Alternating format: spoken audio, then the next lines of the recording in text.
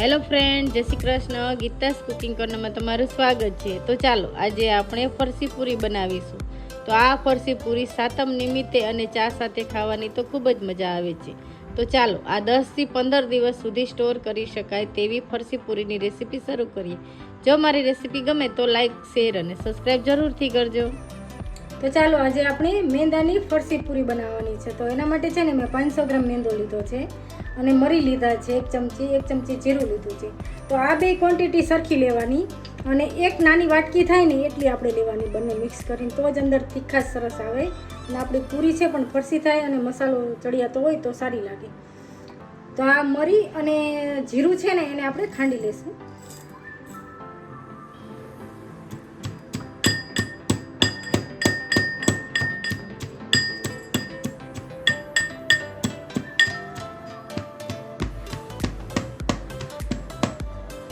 આપણે છે જીરું અને મરીને ખાંડી નાખ્યા છે.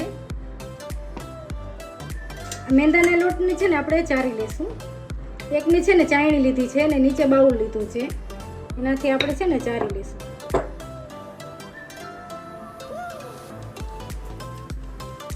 આપણે છે ને મેંદાને ચારી લીધો છે અને 2 ચમચી આપણે સૂજી એડ કરશું.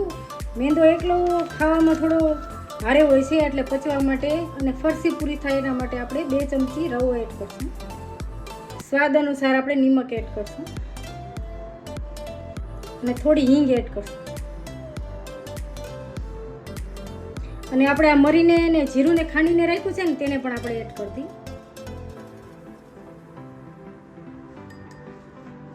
ફરસી પૂરીમાં છે ને થોડું મોણ નાખવાનું છે, તો એના માટે મેં તેલ લીધું છે અને 1 ચમચી આપણે ઘી એડ કરશું.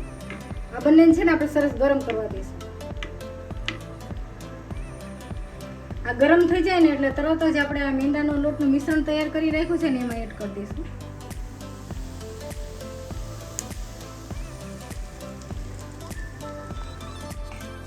અત્યારે છે ને ગરમ છે એટલે ચમચીથી આપણે મિક્સ કરશું.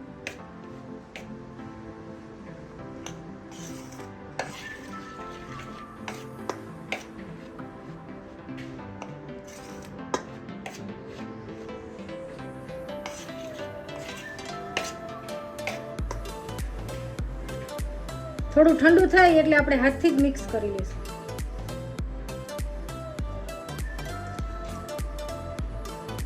અને બધા લોટમાં એકદમ આ રીતે સરસ મણ આપણું બધામાં પહોંચી જાય એટલે આ રીતે ચોરીને આપણે કરવાનું.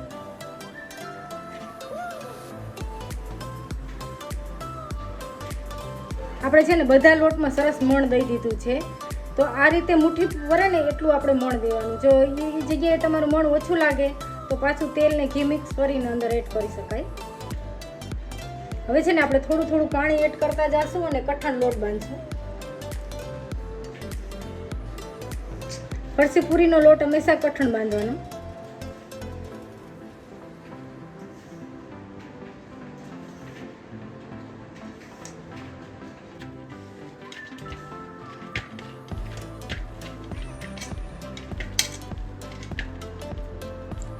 જો એકદમ કઠણ આપણે લોટ બાંધ્યો છે. પૂરીનો છે ને હંમેશા કઠણ જ લોટ બાંધવાનો, તો જ ફરસી પૂરી થશે. ઉપરથી આપણે થોડું તેલ એડ કરશું.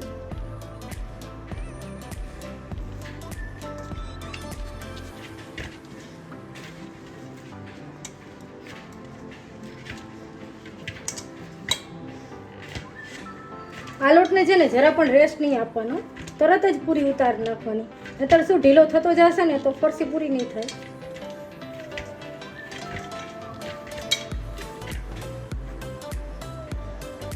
હવે છે ને આપણે નાનું નાનું હવે ગોયણા લઈ આ રીતે કરતા જશું.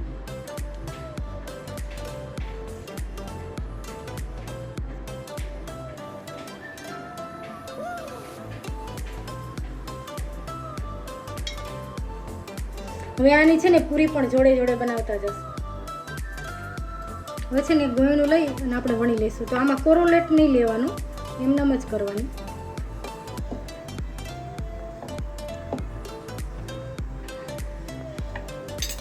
ને ચમચીનો પાછળનો ભાગ હોય ને એનાથી આ રીતે આપણે આંકા પાડી લેવાના.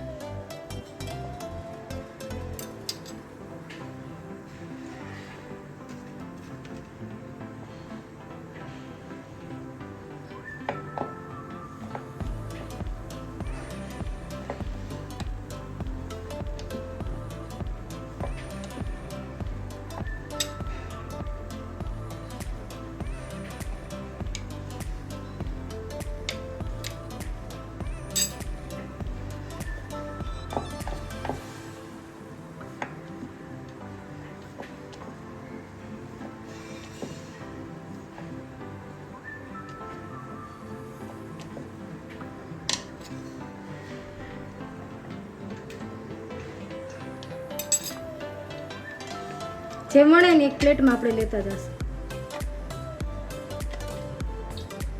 ફરસી પૂરી તળવા માટે મેં છે ને કઢાઈમાં તેલ ગરમ કરવા માટે રાખી દીધું છે અને મીડિયમ આંચે જ તળવાની, બહુ ફૂલ નહીં રાખવાનું અને બહુ ધીમું નહીં રાખવાનું.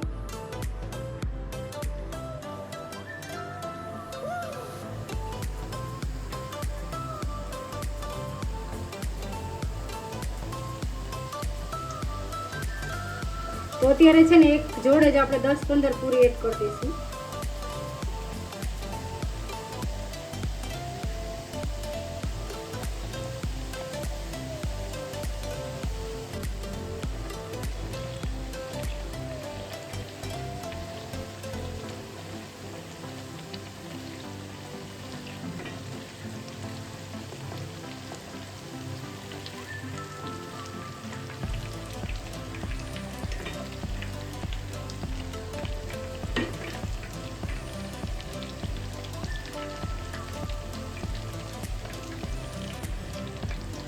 આપણે છે ને પૂરીને ફેરવી અને સરસ બ્રાઉન થાય ને ત્યાં સુધી આપણે તળી લઈશું મીડિયમ આંચે.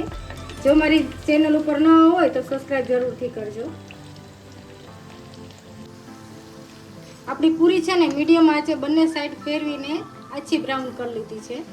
તો હવે છે ને આપણે બહાર લઈ લઈશું આ પૂરીને તેલ નિતારીને.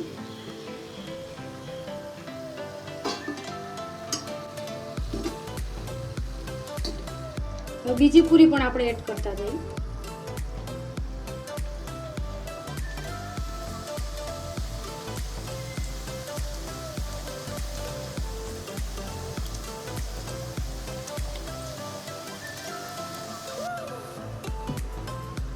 આપણે છે ને પૂરી તળાતી હોય ત્યારે મીડિયમ આંચ રાખવાનો. તો આપણે છે ને પૂરી વણતા પણ જાય અને જોડે જોડે આપણે તળતા પણ જઈશું.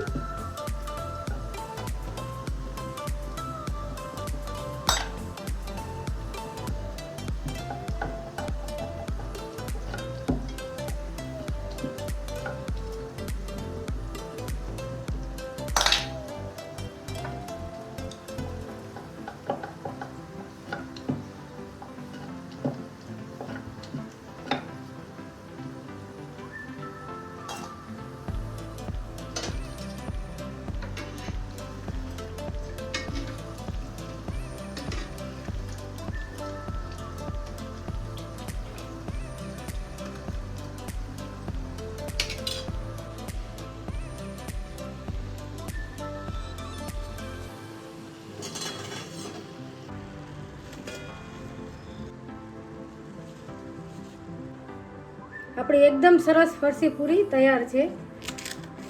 જો એક પૂરી એકદમ સરસ ક્રિસ્પી તૈયાર થઈ છે.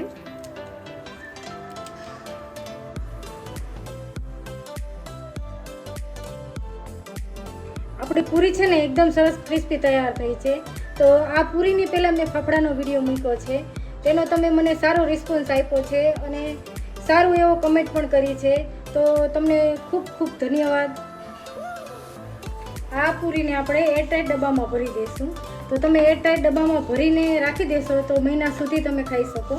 તો પણ એકદમ સરસ ક્રિસ્પી રહેશે અને ખાવામાં પણ બહુ મજા આવશે.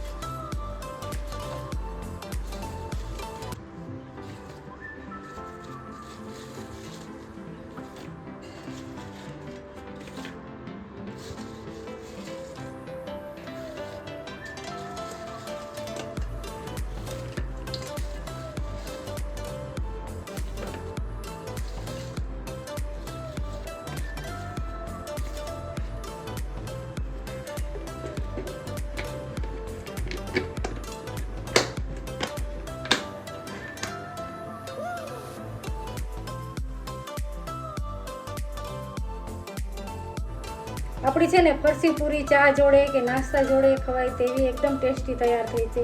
જો મારી આ ફરસી પૂરીની રેસીપી ગમે તો લાઈક, શેર અને સબસ્ક્રાઈબ જરૂરથી કરજો અને મને કમેન્ટ કરીને કહેજો કે મારી ફરસી પૂરીની રેસીપી તમને કેવી લાગી. Thank you.